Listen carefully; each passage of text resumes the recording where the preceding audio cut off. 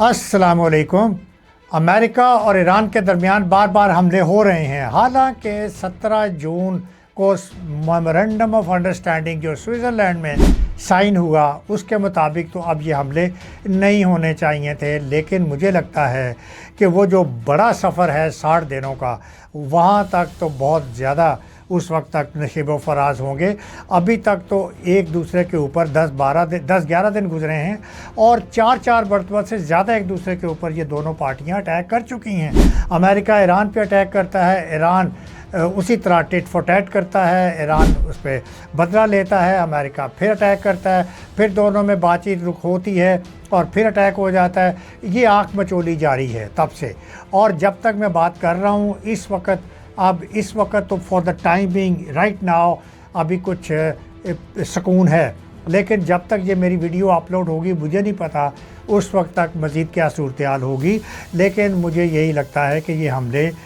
वक्तन फ़वक्तन होते रहेंगे, क्योंकि अमेरिका एक बहुत बड़ा एजेंडा और इजराइल भी एक बहुत बड़ा एजेंडा जो अचीव करना चाहते थे ईरान के ख़िलाफ़, वो जिस पे हमने बात नहीं की है पहले, और ज़्यादा वो बात भी जो है वो ज़रा पश्च पर्दा में चली गई है। वो ये है कि ये दोनों ममालिक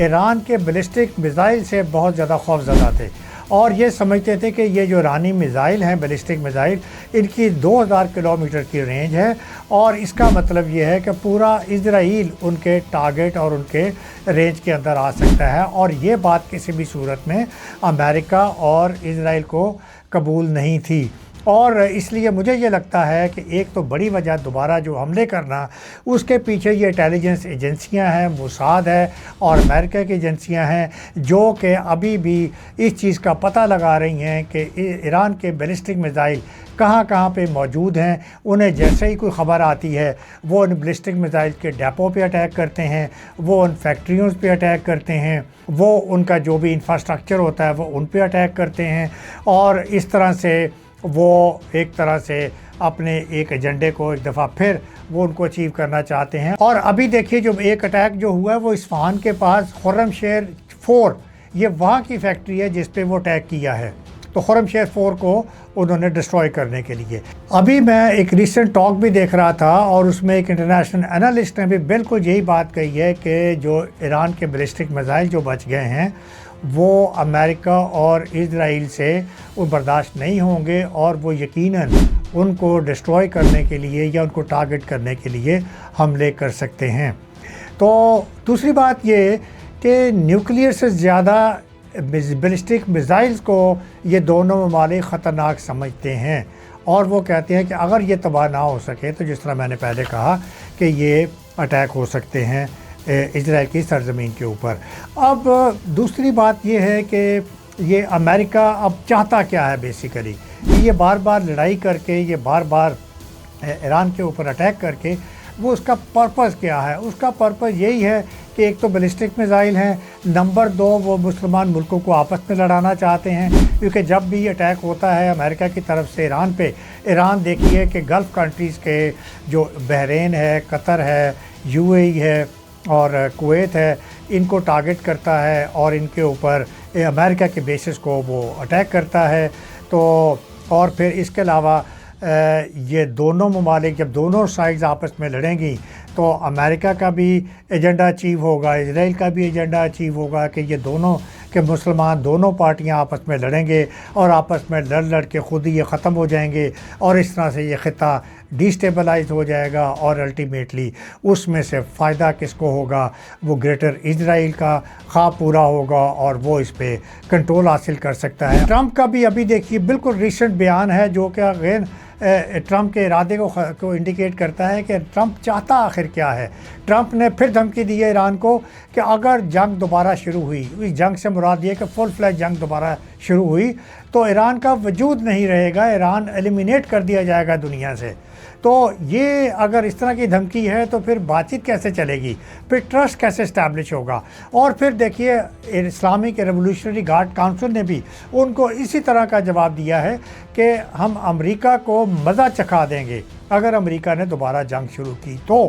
تو اس لیے حالات بڑے کشیدہ ہیں، اور میں آپ کو یہ بتا رہا تھا کہ امریکہ دوبارہ یہ کیوں حملے کر رہا ہے۔ تو امریکہ کے یہ 3 وجوہات کے علاوہ چوتھی وجہ یہ ہے کہ امریکہ اسٹیٹ آف ہرمز کو اپنی امریکی بحریہ کے انڈر لانا چاہتا ہے، اس کے کنٹرول میں چاہتا ہے۔ پانچویں بات یہ کہ امریکہ غیر اعلانیہ طور کے اوپر اسرائیل کے تحفظ کے لیے کھڑا ہے۔ اس کو جو امریکہ ایڈ دے رہا ہے، اس کو جو ملٹری اکوپمنٹ پرووائڈ کر رہا ہے، وہ بالکل اس بات کی یقین دہانی کراتا ہے کہ امریکہ نے اسرائیل کو انہوں نے اکیلا نہیں چھوڑا ہے۔ اس کے بعد چھٹی بات جو امریکہ کا آبجیکٹیو ہے وہ یہ ہے کہ یہ جو گلف کنٹریز ہیں جہاں پہ امریکہ کے بیسز ہیں اور جن کو سو کالڈ امریکہ نے سیکیورٹی چھتری پرووائڈ کی ہوئی ہے، ان پہ ایران کے حملے روکنا۔ اس کے بعد 7واں حملہ ایران کا وہی نیوکلیئر پروگرام ہے جس کے بارے میں بہت باتیں ہو چکی ہیں۔ تو اس لیے امریکہ کا 8واں آبجیکٹیو یہ ہے کہ رشیا اور چائنا کو کمزور کرنا۔ دیکھیے رشیا، چائنا اور ایران، ان کی ایک انڈرسٹینڈنگ ڈیولپ ہو گئی ہے مڈل ایسٹ کے اندر، اور یہ ایک دوسرے کے ساتھ تعاون کر رہے ہیں، تو جو کہ امریکہ کو قبول نہیں ہے، اور وہ نہیں چاہتا ہے کہ یہ ایک جو ٹرائنگل ہے وہ بنے اور اسرائیل اور امریکہ کو وہاں پہ اسپیس ملے، رشیا اور چائنا کو۔ 9ویں بات یہ ہے کہ امریکہ نہیں چاہتا اور اسرائیل خاص طور پہ نہیں چاہتا کہ ایران کی برآمدات جو تیل کی ہیں وہ جاری رہیں، وہ چاہتا ہے کہ یہ بند ہو جائیں، کیونکہ اسرائیل نہیں چاہتا کہ ایران کی اکانومی کو ریلیف ملے اور ان کو کسی قسم کا بھی کوئی اکنامک بینیفٹ ہو۔ اور 10ویں بات یہ کہ اسرائیل یہ بھی چاہتا ہے کہ جو ایران کی پراکسیز ہیں جس میں ہوتی ہیں، حماس ہے، حزب اللہ ہے، ان کے راستے بند ہو جائیں تاکہ ایران ان کو سپورٹ نہ کر سکے۔ تو یہ ساری باتوں کے پیچھے امریکہ نے ایک ورڈ یوز کیا ہے کہ ہم یہ سب کچھ اپنا سیلف ڈیفنس کے انڈر کر رہے ہیں۔ اب آپ یہ خود اندازہ لگا لیجئے کہ یہ سیلف ڈیفنس ہے، جا کے ایک جارحانہ انداز ہے جو امریکہ نے ایران کے اوپر اپلایا ہوا ہے۔ اب اس کے مقابلے میں ایران ڈیفینیٹلی صرف ڈیفینسو ہے، ایران اگریسو نہیں ہے، نہ ایران کا اگریسو پوسچر ہے۔ ایران اس کے مقابلے میں بالکل اس نے کہا ہے کہ آپ جو اسٹیٹ آف ہرمز پہ جو پری وار سے پہلے کی صورتحال تھی وہ ایران کے ڈیزگنیٹڈ رستے کے اوپر ہی یہ شپ جو ہیں وہ چلیں گے اور ان آتھورائزڈ روٹ کو ایکسیپٹ نہیں کیا جائے گا۔ تو ایک تو یہ بات، دوسری بات یہ ہے کہ ایران نے پھر یہ بھی کہا ہے کہ اگر ہم پہ حملے ہوتے رہے تو ہم ظاہر ہے کہ جو امریکہ کے الائز ہیں گلف کنٹری جو ہیں، یہ کویت، بحرین، قطر،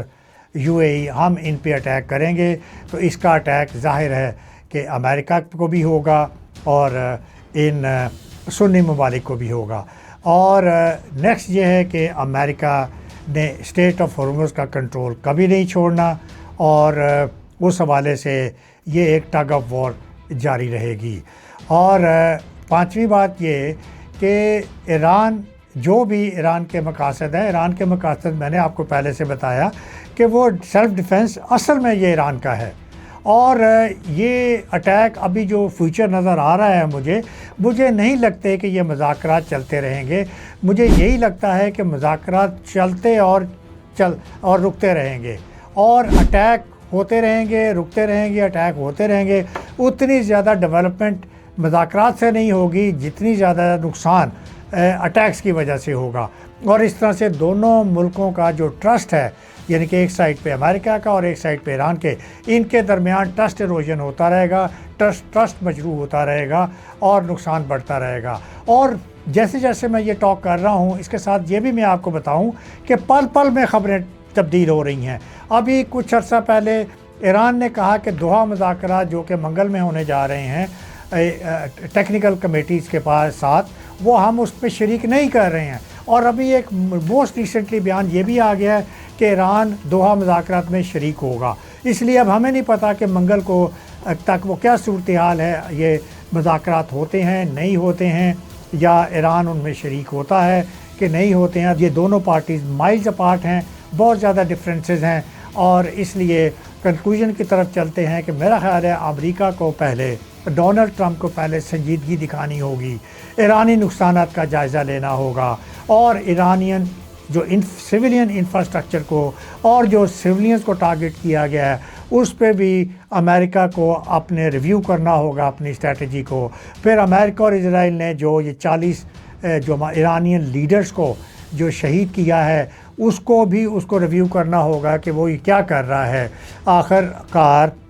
ایران کو بھی خطے میں سر اٹھا کے جینے کا حق ہے. ایران کو بھی پورا حق ہے کہ اپنی سوورنٹی کو، اپنی خود مختاری کو وہ اپنا تحفظ فراہم کرے. ایران کو بھی حق ہے کہ وہ ایک سیلف رسپیکٹ کے ساتھ وہ اس خطے میں جی سکے اور اپنا مقام جو ہے وہ اس کے ساتھ وہ اپنا جینے کا حق جو ہے وہ جاری رکھے. اگر ایسا نہیں ہوگا تو پھر ٹٹ فور ٹیٹ